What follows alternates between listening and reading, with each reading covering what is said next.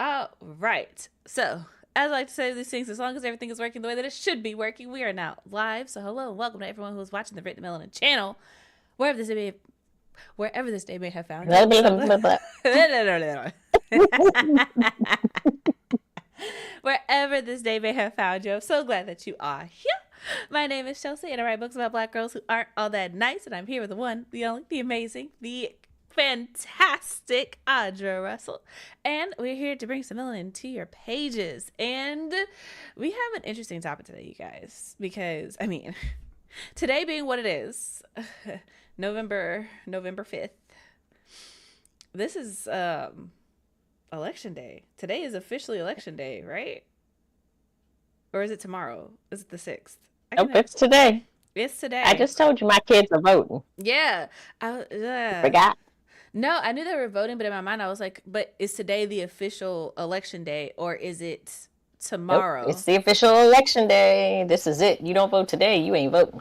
So before we say anything else, if you are registered in to vote in America, go vote for Kamala. Thank you. And if you're not voting for Kamala, please unsubscribe from my channel and exit immediately. Stage left. Thank you. That being said,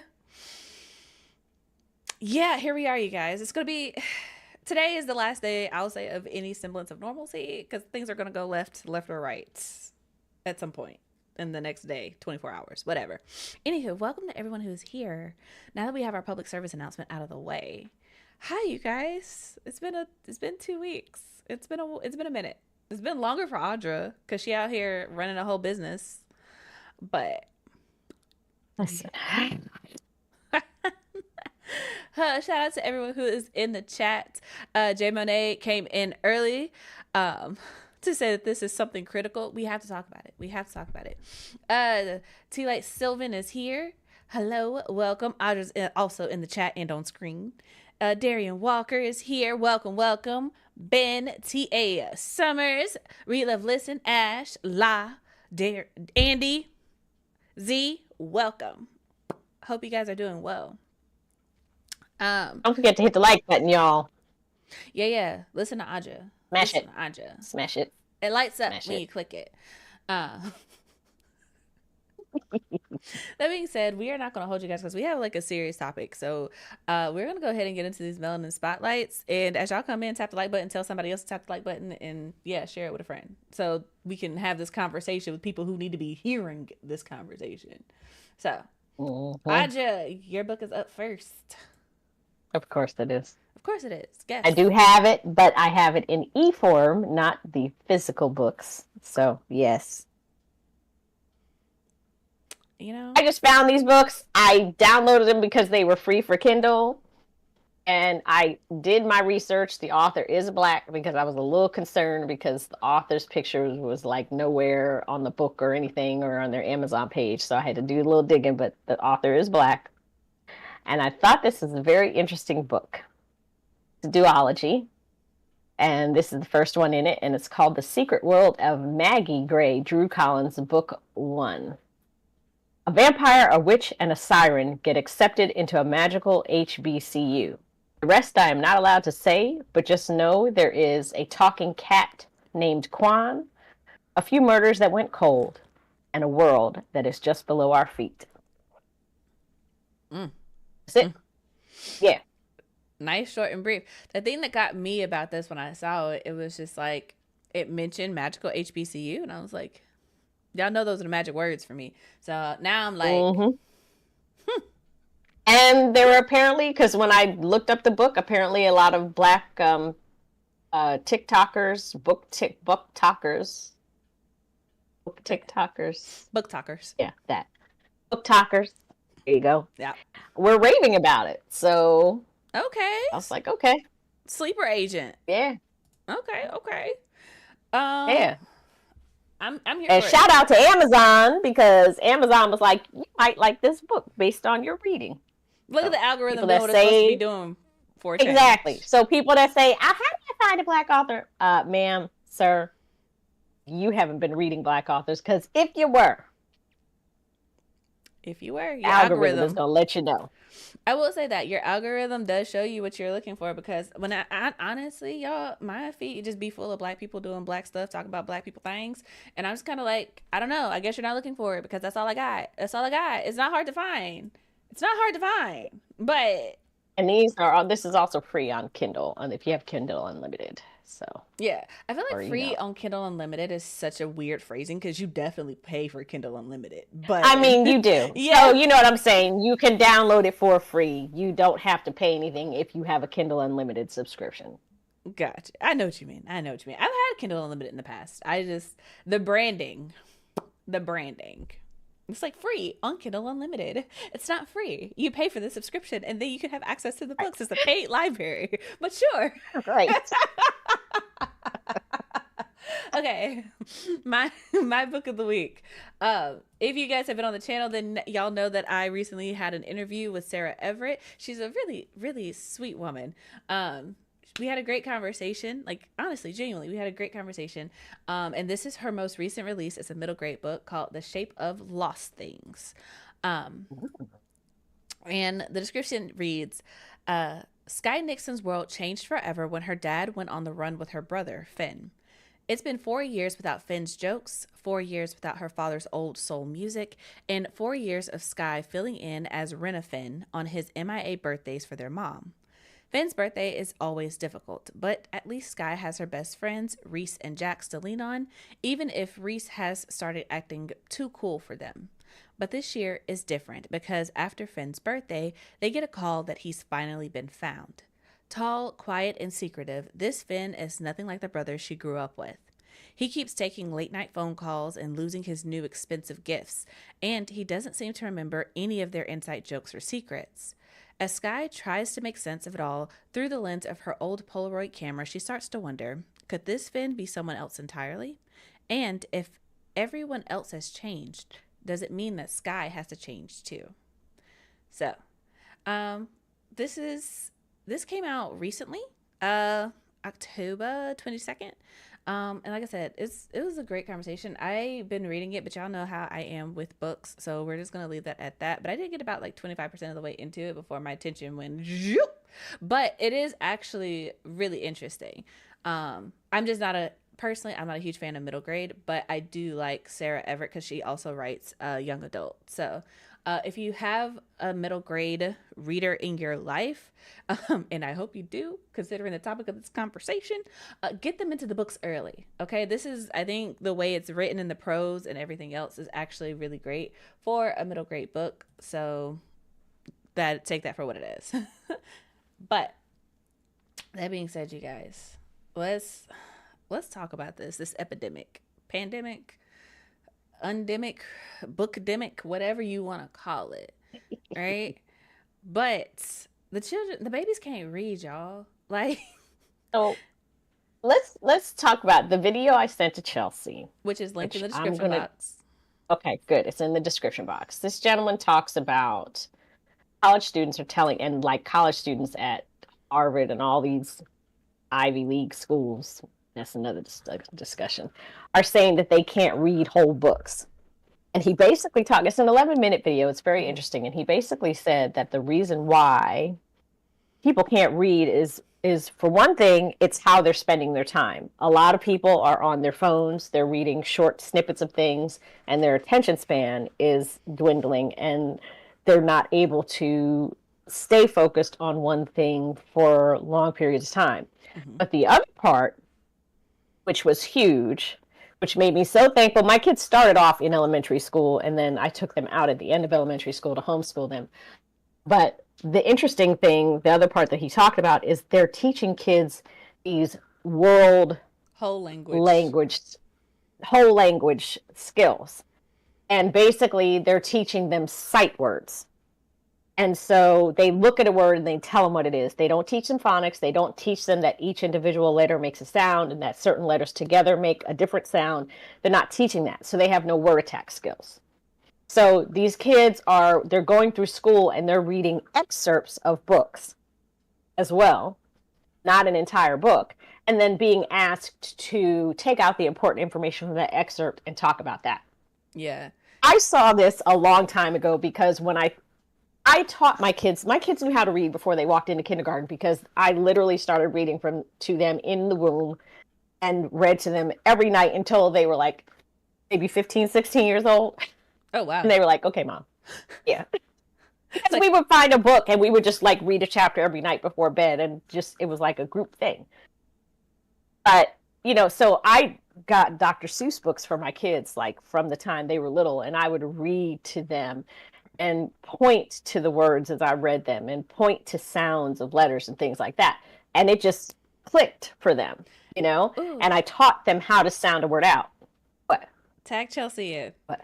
Okay, so fun fact, I studied early childhood development for a very, very, very long time, from like 9th grade all the way up through college, right? So what you're talking about is the reason why it is, and the thing is, people know this, it's why it's so easy for kids to pick up a second or a third language before they're 5. That is basically when you get the foundation of all of your language learning skills for the most part that you're going to have for the rest of your life. So like when you get accents and things like that, it's usually because you are around someone who spoke like that somewhere prior to the age of 5. Your meaningful language was during that time. And that's when sight words are important, but you get that by somebody reading to you and you reading a book and looking at the words that they're saying and associating that. You don't have to teach a child sight words if you are reading to them on a regular basis and they are under the age of 5. They will naturally pick up that language. When you have to start intentionally teaching language is when they start getting older, because your brain starts to cement, your bones start sealing up, and your things start getting set in places. That's when you have to start intentionally teaching people things, right? And so the whole language learning is like, to me, even when I was a teacher, right? Because I'm gonna lie, y'all know that I taught 2nd grade, which means I did get some kids who were like not readers, and you have to actually, one of the things that you have to do as a teacher is to assess how well kids are reading and what grade level that they're reading on. That's how you get like, oh, your kid's reading on grade level, your kid's reading 2 grades above, whatever. The thing is, a lot of kids don't know how to figure out words that they don't already know, that someone hasn't told them what it is. And that is the root of this. That's the issue of phonics. Like you said, those word attack skills. And realistically speaking, people are always like, oh, like I want my kid to do well in school and da-da-da. It's like, you need to teach them to read. Like, I hate to break this, and this is the thing that I have my theories about why kids can't read in college, right? But it's just kind of like, if you're not reading by the time you enter school, realistically speaking, you're already behind the curve. Because the kids who do well in school are the ones who already know how to read, who already know how to write their name when they enter kindergarten. Like, yes, you're going to learn those things, but the purpose of school, realistically speaking, if we're talking about American public education, you parents really have to start treating it as a reinforcement and not the, I'm going to teach you the foundation. It is not set up for that. It's not set up for individual learning. It's not set up for kids to really even understand what's happening. And like you mentioned, Audra, the video, their kids are reading excerpts. They're not reading books. And having been on both sides of it, the excerpts don't do nothing. All they do is ask who's the main character? What is this excerpt about? Like, why did this person do this? And it's explicitly stated. There is no critical thinking, no cognitive skills being fostered. Exactly. And that's why that's why these kids can't read, because they don't know how to analyze. They don't know how to think while they're reading. And that is the most, like, to me, that is the most criminal thing, because reading is more than just, oh, I know how to like read, or I know how to like follow a story. It is literally teaching cognition. When you can look at words, read them silently in your head and understand them and ask questions of it, that is literally teaching you how to think. That is teaching you critical thinking in real time. When you don't have that, because you're like, I don't know what this word says and I don't know what this word says. I have another rant that I would like to go down, but I'm not going to go down it. Somebody remind me to tell y'all what I saw on YouTube following this video. And yeah, it's crazy. Yeah. Sorry. And like Andy said, a lot of parents aren't involved in their children's education like that. And that's true. Because the other thing that I did was when my kids were in elementary school, I volunteered I was up at the school sometimes almost every day of the week, helping in both, alternating between my kids' two classes. And because Solomon was at a different school, but when I went in there, the parents were always like, or the teachers are always like, your kids read so well. What did you do? And I'm like, I've been reading to them since they were in the womb. Yeah. And we had reading every single, I read to them when they were babies. I read to them while I was holding them, because I know they're processing language. I read to them every single day, not just at bedtime. We'd read in the afternoon. And when they got old enough, we went and got their library cards. And the library, like if you ask my kids now, some of their core memories are going to the library and doing the summer reading program at the library and, earning the t-shirts and all of that. That's part of their core memories. And that's because my mom did that with me. But, they had those word attack skills when they were there, and they're like, well, we just don't understand why the kids here. I'm like, because you're teaching them sight words. You're teaching them that the word THE is the, but you're not explaining to them that TH makes a sound and the short E. You're not doing any of that. So when I said, when they come across a word that they've never seen, that you've never taught them, they have no idea how to sound it out. They have no idea how to sound it out. And then also you brought up something else that's really important that they don't do in school anymore. When we, like collectively, I'll say early 2000s, right? Early 2000s up until I'll say about 2015, right? They still had programs in school for you that encouraged reading, right? At least when I was in elementary school, like there were still book reports where your teacher was like, okay, if you read this book and you present in front of the class, then you'll get, points or candy or rewards or whatever that you can spend in class, like in class currency or in school currency that you could use at like the school store, or prizes or whatever, which encouraged you to read the book and write the report. And the report had to be a certain length for whatever grade level the book was on, because the library was actually sorted like that. But it wasn't just like book reports. I don't know if y'all remember this, but at my school, at least, they had these things called like AR tests, where it's like once you read a book, you go onto the computer and you say what book you read. And it was like a little like quiz about what the book was about. And basically, if you got 80% or higher, we had like a whole field day scheduled around it at our school, where it's just like the fire department would come out, and then they would like have hoses and sprinklers and games and bounce houses and stuff. It was like a little carnival, but you had to have read so many books for your grade level. And I want to say for like fourth grade, you had to read like 40 books, and fifth grade, you had to read like 50 books, and third grade, you had to read like 30 books or whatever. But if you met it, no such thing as computers when I was in elementary school, but yeah. Well, that's for you, but still, it was a simple thing, and it's just like you took the test, but it made you really think, because the longer the book, the higher level the book, the deeper the questions got, and you had to get a certain score, and you could only take the test twice. If you didn't pass it after the second time, then you just couldn't take it again. And it's just like, it doesn't count towards whatever it is trying to do. But they also had the Pizza Hut thing, where it was just like, if you read so many books, you got a free personal pan pizza. There were so many. Yeah, my kids had that. Encouragements. Hey, we got a new subscriber to the channel. What's up? Welcome. Anywho, I heard the sound. I was like, what is that? And that's the first time it actually worked. So shout out to Streamlabs for doing what it was supposed to do this time. But there are so many encouraging ways to get kids to read. But then also in school, they had Dear Days, which was drop everything and read. And the whole day, it was like you came in with a book, you sat around, you read, and then you went to the book fair, and then you had an extended recess, an extended lunch with all the classes together, and then you came back and you read some more. And there were different teachers who had like story times in their room. So if you wanted to like go and listen to a group reading, you could do that. It was a whole day where all you did was read, and it was fantastic. Me personally, being a little nerd, a little introvert, I was like, this is great. I got my thickest books lined up. Yeah, I'm gonna take this beanbag right here, and don't y'all bother me. Don't y'all bother me until lunch. But they don't do that anymore. And the thing is with these excerpts is that a lot of kids don't understand that they don't even know what an excerpt is. They don't understand that this is taken from a longer text, and what you're reading is literally out of context. So they don't understand that you can go and get more information. It's just right. And the reason why they're doing that, which is another reason why people can't read, is because they're teaching them how to take a test. That's what Mm-hmm. they want. They're teaching to a test. They're not teaching them for learning. They're teaching them because they want them to do well on standardized tests so they can brag about the numbers for their school so that they can get more funding for their school. And I'm just like, look, Yeah. you can teach them, just teach them to learn.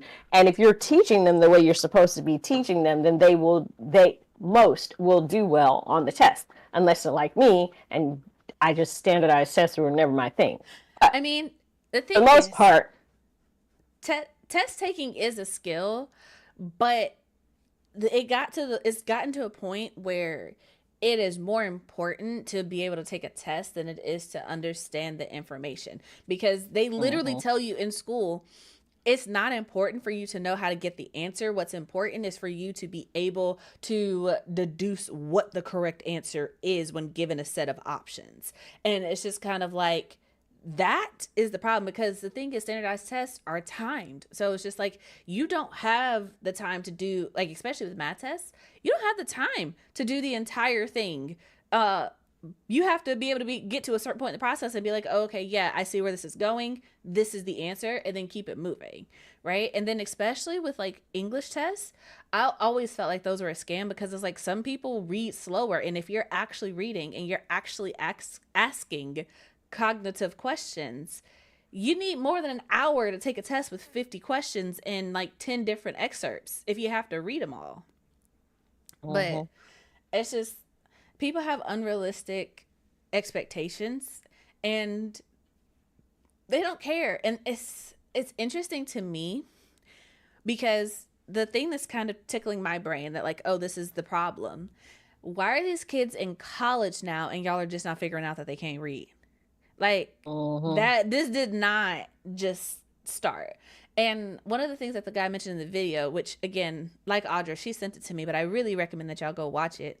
Um, the guy was talking about reading stamina, and I don't think people talk about that enough, especially within the booktube Mhm. community, because there's always the conversation that comes around every year of, how are you reading 100, 200, 300 books in a year? I can only read X amount. And it's just like, reading stamina is a thing. The more you read, the easier it is to get through a book. But it's kind of Mhm. like, the first time you finish anything is the hardest time, and then after that it gets consecutively easier the more you do it, right? It's a skill like Mhm. anything else. um Yep. And TA Summer said reading Rainbow Wishbone and other bookish programs for kids being missing also has an impact. Yes, because when I was a kid, Sesame Street, and then I don't know if y'all know Electric Company. That's where Morgan Freeman got his start. They would have words like they would say the word, and they were like this cool graphic, and the word would appear, and they would go sound by sound and tell you what the different letters, what sound they made, and then put it all together. So there that was stuff like that that was reinforcing, You know what that you sounds know, like? That sounds like reading, not reading, remember, that sounds like Between the Lions.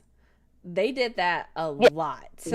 this was way before Between the Lines. This was like 70s. Well, So fair, yeah. fair. Mm-hmm. But yeah, I saw a clip recently of LeVar Burton, in an interview that he did in the early 2000s or late 90s or whatever. Whenever Reading Rainbow was canceled, I had to be early 2000s because it got canceled. He was talking about why Reading Rainbow got canceled, and basically the downfall of everything. And he was basically like, No Child Left Behind came in, and they started taking funding from like reading and teaching kids how to read and educational programs to fund the war. Like, that's what George W. Bush signed into to law act, however politics work. But it cut the funding for programs, because because Reading Rainbow and like Between the Lines and all that was on PBS, which is like cable, like that's available to everyone. But he was also talking about how he also touched on how how they switched to standardized tests instead of actually reading books. Like, he mentioned that as well.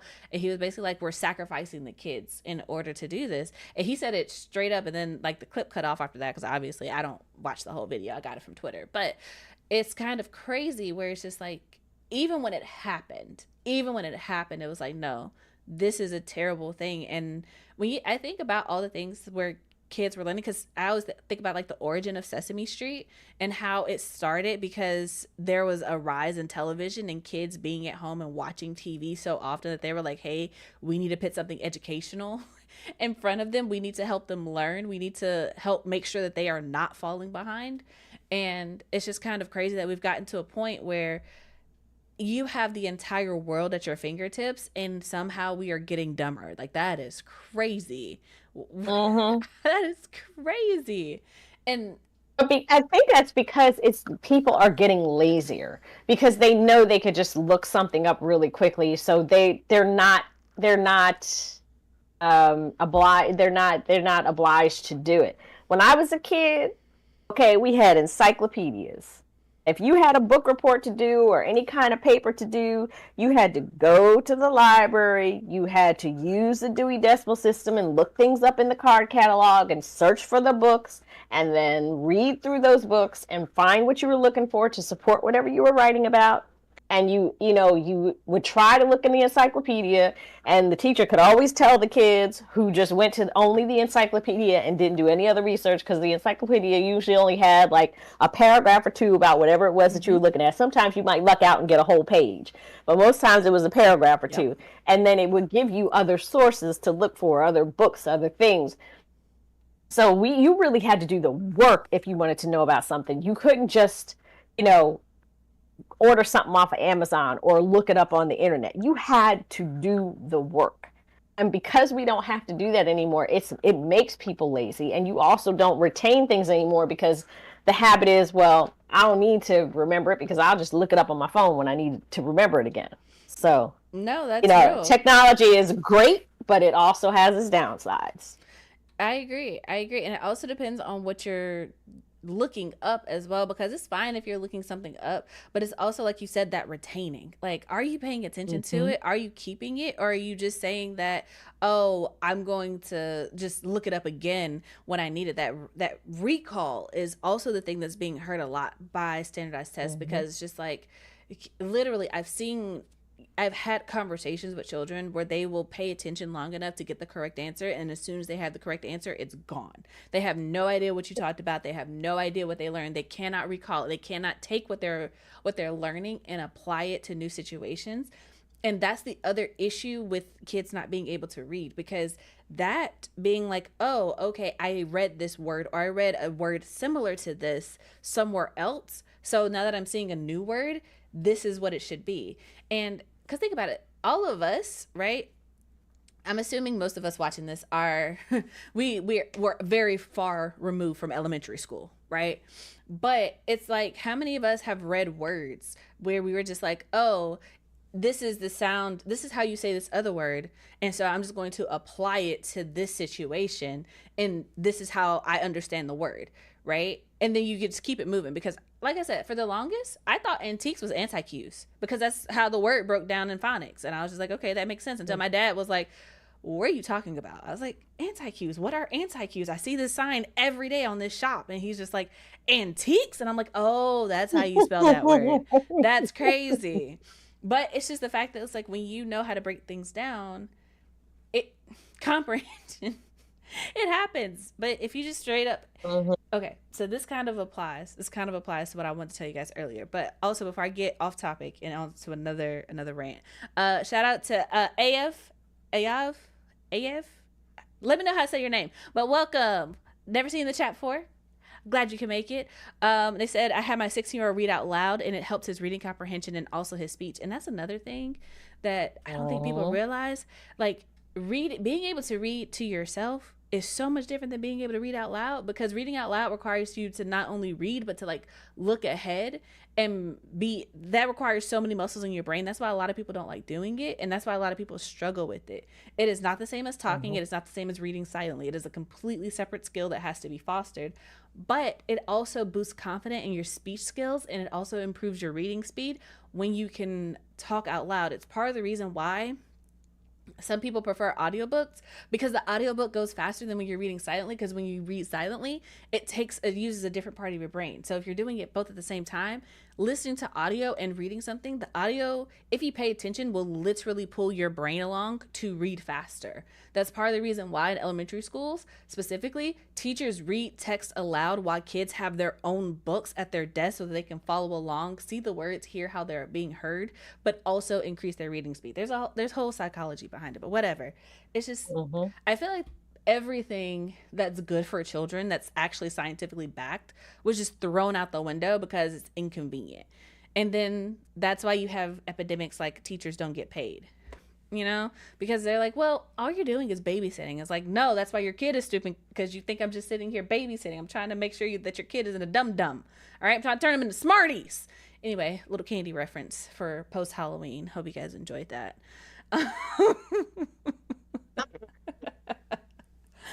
Let's see here. Truth Hurts is here. Hello. Welcome, love.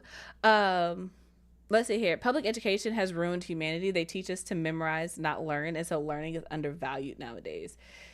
And it's crazy because if you ever go into a classroom and you ever just ask kids if they want to be stupid, all of them are going to tell you no. And if you give them a chance to like ask questions that they are just curious, like if you pose a question and let them explore it themselves, they will ask questions. They will get to the deeper questions. They will want to know.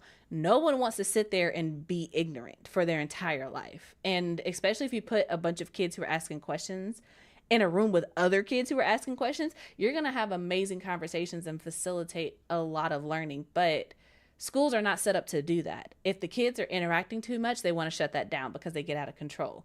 They don't want your kids to think. They want to tell them what to think, how to think, when to think.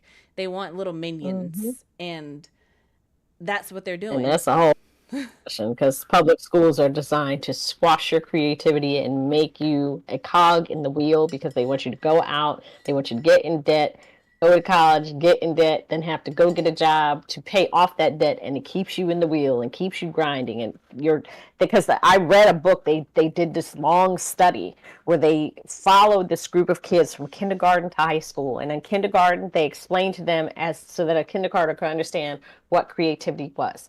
And they asked all the kindergartners to raise their hand if they thought they were creative, and everybody in the class raised their hand. Then in first grade it was like 90% of the kids raised their hand, and the number kept going down, so that by the time they got to high school, like 10th grade, you had maybe 2 kids in the class that would raise their hand, and by the time they were seniors, there was maybe 1 or 2, still like 1 or 2 people, or no one who raised their hands. And it was by design, because they don't want you to think outside the box. They don't want you to be creative. They want you to color. Think about it. Color in the lines. Do the math problem the way I solved it. If you don't do it the way they show you to solve it, then it's wrong. You know, it's all by design. Oh yeah. That's a whole nother stuff. I mean, there is no educational system that is not built to literally beat the individuality out of you. It is why there's you have to be there at a certain time. You have to ask to go to the bathroom. They tell you when you can eat. They tell you when you can walk in the halls. They tell you when you can talk to your friends. There's a reason why they call prisons and schools institutions. Literally, they are the same way, and you have to come and go the same way. You gotta check in. You get dropped off, and you can't leave until somebody comes to pick you up. Like, it is genuinely not there for improvement, and that's why so many people are like, I want to put my kid in a charter school. I want to put my kid in a private school. I want to do X, Y, and Z, because it's just like, if you genuinely care about your kid's education, generally speaking, broadly speaking, a public school education in America is not going to do that for you. If you want your kid to have creativity, or if you want them to be able to explore, to think on their own, you have to, as a parent, create those opportunities. And the thing is, we live in a world and a society where parents are tired. They got to do all they're doing just to survive and to provide for someone else. And so they're tapped out by the end of the day, because the thing is, I feel like the conversation always came up, at least when I was a teenager, was like, you know, you're young. Why do you have to be like, why are you too young to be tired? You should have all this energy. Like, you've just been in school all day. You didn't have to pay any bills. And it's like, school is draining the same way a job is draining. And that is by design, to train you to go into a workforce that is not going to give you any more or any less than what school is giving you. The only difference is they're giving you a paycheck, but they can also kick you out with no form of recourse. You have to go to school. You don't have to have a job. So it's just mental training. I'm going to get off of this soapbox. But one of the things that I that I found interesting, right, when I watched the video that you sent, Andra, is that following it, the algorithm likes to show you things. And so there are all these people talking about the problem with reading. Y'all, I have noticed, and we've been saying this for a while, that the book talkers, specifically on TikTok, something's wrong with them. I don't know what it is, right? But it was just like they were always recommending books as like, did we read the same book? Did we perceive the same words at the same time? Like, this is odd, right? But then also people are always saying like, oh, this book is great. This book is amazing. This book is wonderful, right? Come to find out, there is a large sect of readers who only read the dialogue. They don't read anything. And there's literally, it's probably clickbait, but on the thumbnail it's just like, somebody quoting saying like, I turned the page and it was just a giant block of text. And so I just skipped that page and just went to another page where there was dialogue. And it is just kind of like, so you missed all the context. How do you do that? Like, how do you read a book and not read a book? And it reminds me of the girl who got on TikTok and was like, yo, this book has so many words in it. And people were like, it's a book? Like, what did you expect to find in it? Tacos? Like, there are going to be words in it. And it's... People are weird. People are genuinely weird. Yeah, but like I said, we're back to that whole technology thing. Technology is wonderful. It is powerful. It can be used as a powerful tool. But the downside, like I said, like Ben said, it's not really laziness. It's people aren't taught to think and to learn. But when you're not taught to think and to learn, that promotes laziness. When you're thinking and you're learning, then your mind is working, and that that leads you to explore in many ways. Physically, mentally, all of that.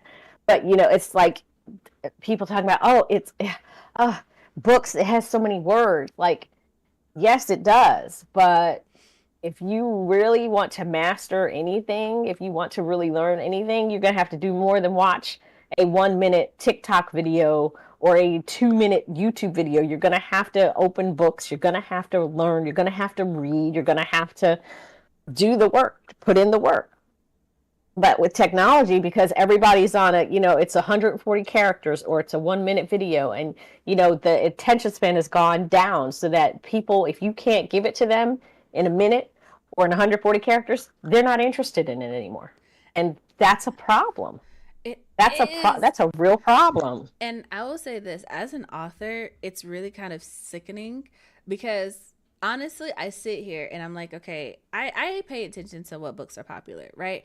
But then I'm also like, I try to write my books in such a way where it is engaging the brain, where it's just like there are breadcrumbs for you to follow if you're paying attention, and it's not going to handhold you. It's going to assume that you are smart enough to follow the story, and it's going to all come together at the end. But I intentionally write it so it's like, I don't want to say fun, but like I just remember being as a kid like, okay, I want to figure this out. I want to follow the story. Like, don't Dora the Explorer me in my books and just be like, what's the question on page 1 and then tell me the answer on page 2. That's not an enjoyable experience. But I feel like so many people live in a world where that's all they want. And it's just like, you don't want to think. And it's just like, why are you even, not to be rude, this is going to sound so rude, but why are you reading books, bruh? This is clearly not the hobby that you want. And you're ruining it for everybody else, because somehow you're convincing the people who make decisions that you are the target demographic, when really you need to go watch a movie. You need to go watch a little 55-minute movie and leave the rest of us alone. You're not here for a long time. You're not here for a good time. So I don't know why you're here at all. Like, this is very confusing for everyone else, But it's, J. Monet put in a comment. She was like, her cousin is a junior in high school that's struggling with some classes because teachers think that typing notes, passing them out, and expecting the kids to learn is how to teach. And the thing is, I feel like that goes both ways, right? Because the thing is, note taking is a skill that they don't teach in school anymore. Like, you don't just go into high school knowing how to take notes. usually, at least for me, there was a class for us. It happened in history, and part of the curriculum was to teach us how to take notes so that we could go into other class and know how to pay attention. There's so much hand holding in school at this point where it's just like, I'm going to give you the notes. I'm going to give you the PowerPoint. I'm only going to tell you exactly which pages from the text that you need. And even then, you could do all of that and the kids still don't pay attention. They're still not going to read the notes. They're still not going to download the PowerPoint. They're still not going to buy the book. They're still not going to show up, because if it's kind of like, okay, standing in the middle, it's like, let's meet me halfway, and then you take a step forward and the other person takes a step back and they're like, okay, meet me halfway, and they keep doing it and keep doing it and keep doing it until now teachers are going all the way and the kids are doing nothing. And then when they don't get it, their parents are like, well, why is my kid stupid? I don't know, bruh. Probably because you didn't make them do the homework. Probably because you didn't explain this to them. Probably because you didn't buy the book or the material, or just ask them how their day was or what they learned or anything like that. And because the tests are so standardized, like, I don't know if I've ever tried to give a kid an open book test, but it's miserable. It's miserable because half the kids, another dwindling skill set is kids don't know how to write, to the point where they're almost illegible when they try to write sentences. And I'm not talking like second graders. I'm talking like fourth graders, fifth graders, sixth graders, seventh graders. They don't know. Their writing is so ineligible that it's just like, you have to give them, if you have 100 kids that you have to grade across 4 classes, you have to give them a multiple choice test, because you can't grade 50, even if it's 20 questions, you can't grade all of them open note. It's impossible. Right. It's impossible. But we're touching my teacher trauma, so we're not going to go back to that. But it's wild. It's wild. Let's see here. They get mad at long reviews and want folks to rush because they have the brain of Dory. I'm dead. I'm dead. Too many books right now. Nothing happens in the middle. Everything happens in the beginning and the end. Yeah. So let's start talking about this problem with Booktube, because it runs deep. It runs deep. So, as y'all saw, the title of this one is like, the children can't read, but apparently Black Booktube does not exist. So I don't know where we're at right now. Like, I don't know where we currently are all at on this corner of the internet, because clearly we don't exist. But there's links in the description box if you want to see the thread that kind of started off this conversation, as far as I can tell. And it was on Threads, right? And basically it's a book reviewer who I will say, I guess, has a following. I don't know. I don't follow this person. I don't follow this person. However, they were like, they have a large following on Instagram and a large following on TikTok, and they wanted, there's not a hashtag or whatever on YouTube for Black Booktube. And so they were like, there is no Black Booktube, therefore I will create it. And it was just like, you are very much giving colonizer, babes. Like, I don't know if you mean to, but it already exists. You cannot discover something that, you can't discover something that people are already at, that already exists. Like, you can't create that. That's not how that works. And so I feel like this is tied into so many things personally, right?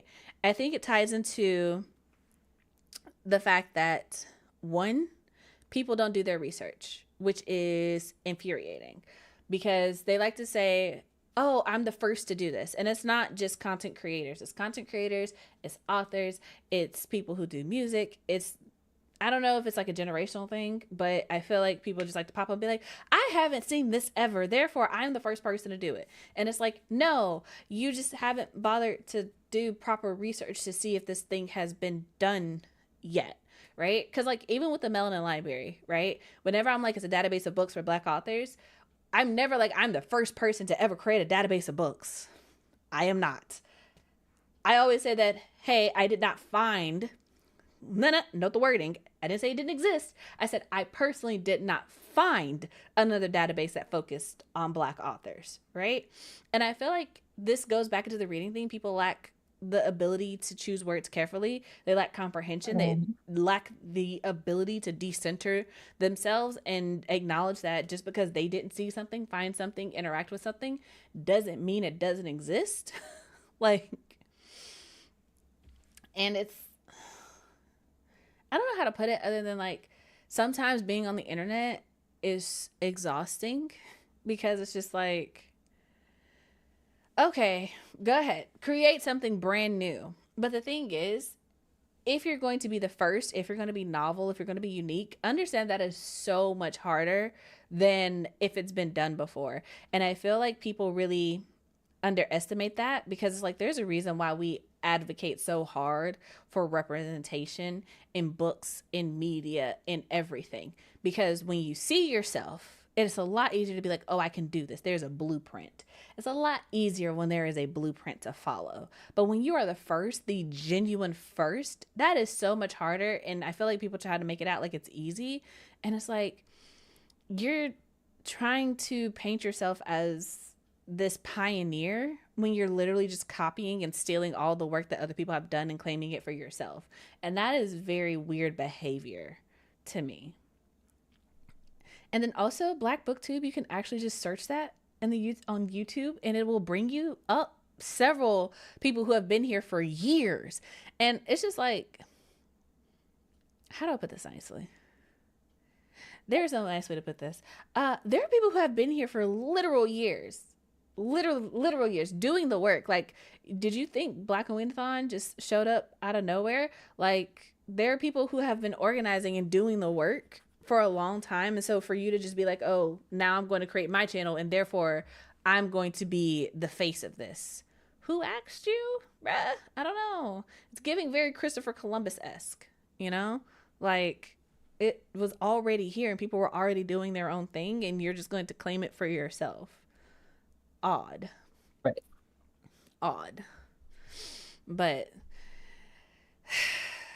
it is what it is. People are going to do what they're going to do. People are going to do what they're going to do. But that being said, you guys, we have like 10 minutes before 11. And that is when we switch over to the after chat. So if you want to sign up, join the channel, now would be a good time to do so that you don't miss the after chat. But there are a couple of these comments that I kind of wanted to go back to. And T.A. Summers said, can we talk about adult hockey romances being 700 pages and making me want to fight people? But I also see it in YA middle grade being longer than they could be.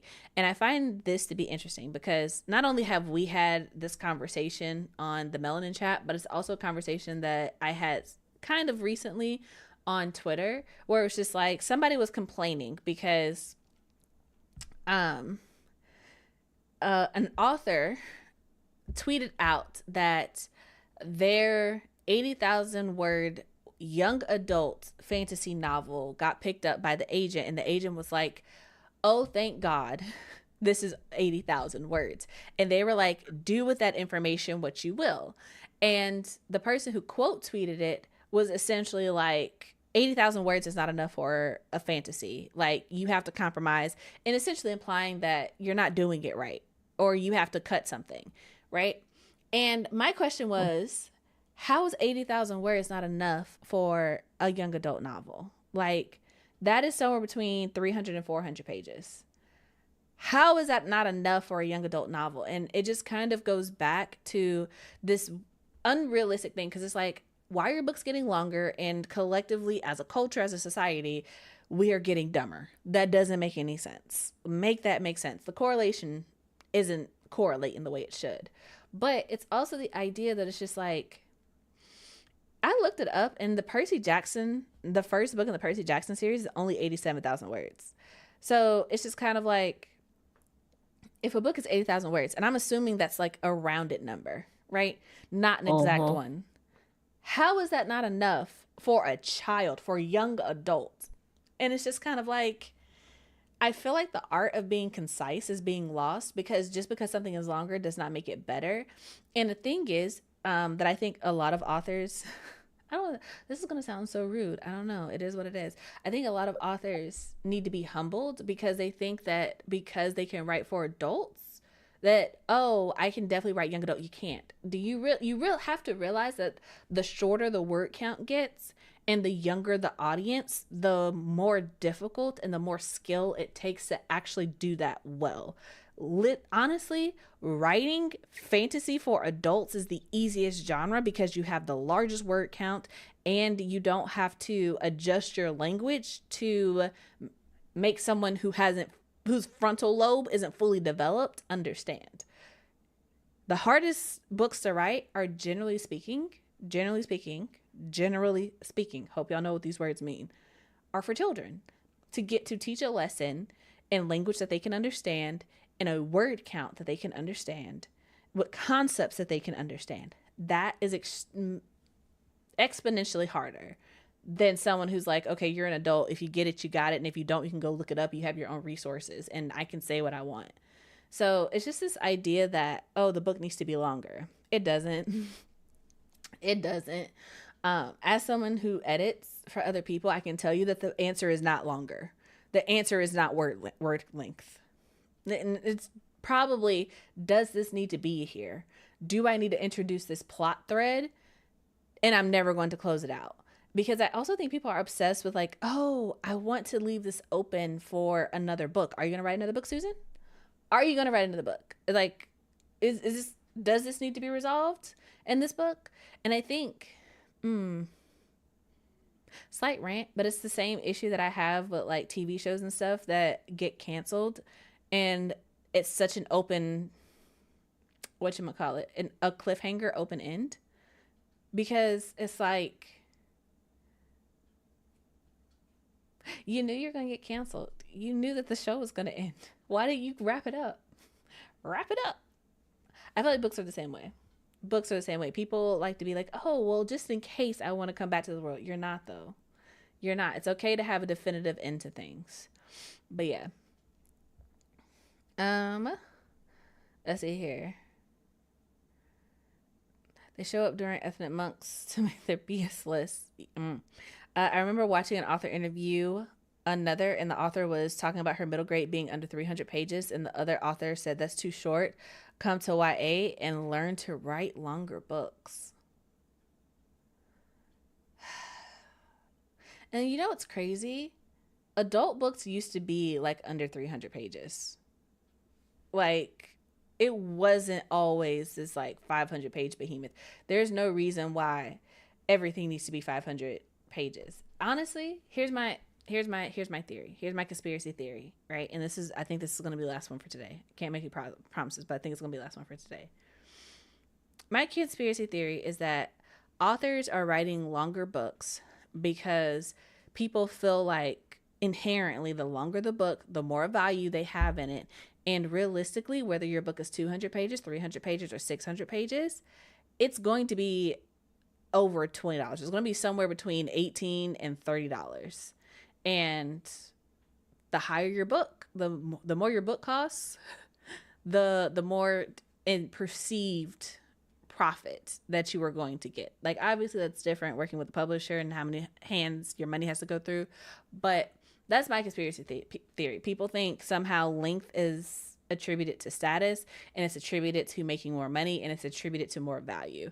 And I'm like, if you give me a 200 page book that's well written and it's like, yeah, you needed all 200 pages of this, I'm going to appreciate that more than a 400 page book. And I'm like, this could have been 200 pages. It's the equivalent of being like, I sat through this 3-hour meeting that could have been an email. Should have just wrote the email, bruh. Right. But yeah. Let's see here. Andy said, I doubt I'll ever write a book more than 400 pages max. I'm not going to say that. But I feel like if you're going to... Here's the thing. I don't mind a 400 page book, but it needs to be 400 pages. And I think one of the other things that people forget is that these series that they love, that they're like, oh, well, this series was such and such amount long. Well, you realize that the first book in the series wasn't that long, right? You realize that the first book in the series was likely around 300 pages. And then as they proved their success, then as the world got bigger, as the story got bigger, as the plot expanded, that's when they got the higher word count. But they didn't start at the giant word counts, because I'm like, if you start out with a freaking 400-page book, by the time you get to the end of the series, bro, you talk about a 2,000-page book. No, absolutely not. Don't nobody want that. Nobody wants that. You don't even want to read that. So no. Also, Amanda's here. Hello, welcome, love. I hope you're doing great. I hope you're thriving. Let's see here. Books don't need to be longer. In some cases, they need to be edited, and others they need to have better plot lines and character development. You know what? I feel like this is what we're going to be talking about in the after chat. Plot lines and character development. Because I got some opinions. And like Ben said, length does not equal value. I don't know any story of mine will need a lengthy page count, but that's just me now. I got you. Value equals average quality of each page. Shout out to Ben for being great, for being wonderful, for understanding the assignment. But that being said, you guys, it is 11 o'clock, so we're about to move over to after chat. If you guys would like to join us, please sign up for the channel. $5 gets you in, or you can join the Patreon at patreon.com. Either way gets you in. Both places get you into the Discord. But I highly recommend checking out the after chat. It's worth it. It's 100% worth it. If you haven't already, go ahead and tap the like button, subscribe to the channel so you don't miss when we go live. I have several more interviews coming up in the very near future that you guys are going to want to check out. So definitely make sure you subscribe to the channel. Yeah, I think that's it. Do you got anything, Audra, that you need to let the people know? Nope. Then that is what it is. That is what it is. Let's see here. Amanda says, all part of the consumerism commodification of reading. If you're not reading 100 books a year, you're doing it wrong. Audiobooks aren't reading, etc. Yeah, which is crazy because I read like 8 books a year, maybe 12 if I'm really doing something. But yeah. I just finished Waiting for the Barbarians by J.M. Coetzee, and it was awesome and only 156 pages. Look, man, you get it. Also, welcome paperback B-sides. Glad you could make it. But yeah, no. Length of just... The thing is, if stories had to be long, anthologies and short stories wouldn't exist. It doesn't have to be long to be good. But that's my 2 cents. Spend it how you like. We are moving over to the after chat. Thank you guys for being here. Do all the things. Also, if you want this cute little mug that I got, Black Like My Books, it is available on the Melanin Library website, so get into it. There's other merch there. You can go ahead and pre-order the anthology, which we announced the authors for. And yeah, that's it. I'm not going to continue to ramble. Thank you guys so much for being here. And until next time, I hope your days are lovely and your books are interesting. Bye, you guys.